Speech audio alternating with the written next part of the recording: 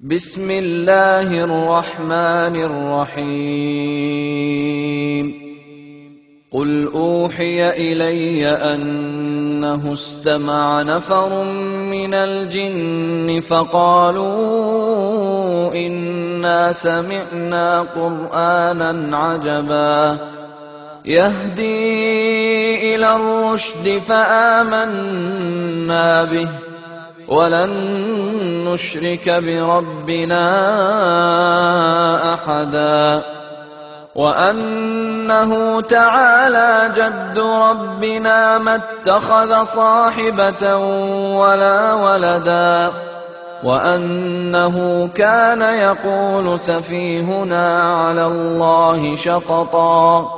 وأنا ظننا أن لن تقول الإنس والجن على الله كذبا وأنه كان رجال من الإنس يعوذون برجال من الجن فزادوهم رهقا وأنهم ظنوا كما ظننتم أن لن يبعث الله أحدا وأنا لمسنا السماء فوجدناها ملئت حرسا شديدا وشهبا وأنا كنا نقعد منها مقاعد للسمع فمن يستمع الآن يجد له شهابا رصدا وأنا لا ندري أشر أريد بمن في الأرض أم أراد بهم ربهم رشدا وأنا منا الصالحون ومنا دون ذلك كنا طرائق قددا وأنا ظننا أن لن نعجز الله في الأرض ولن نعجزه هربا وأنا لما سمعنا الهدى آمنا به فمن يؤمن بربه فلا يخاف بخسا ولا رهقا وأنا منا المسلمون ومنا القاسطون فمن أسلم فأولئك تحروا رشدا وأما القاسطون فكانوا لجهنم حطبا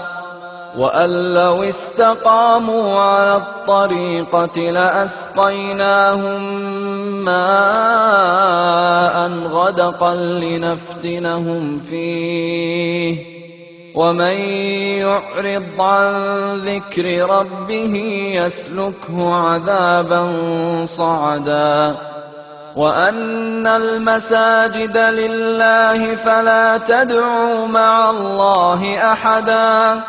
وأنه لما قام عبد الله يدعوه كادوا يكونون عليه لبدا قل إنما أدعو ربي ولا أشرك به أحدا قل إني لا أملك لكم ضرا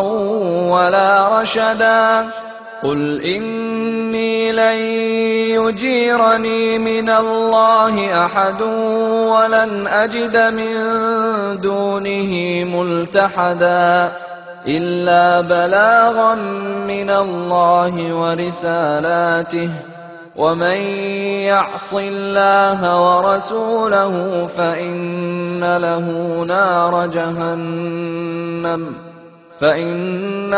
نار جهنم خالدين فيها أبدا حتى إذا رأوا ما يوعدون فسيعلمون من أضعف ناصرا وأقل عددا قل إن أدري أقريب ما توعدون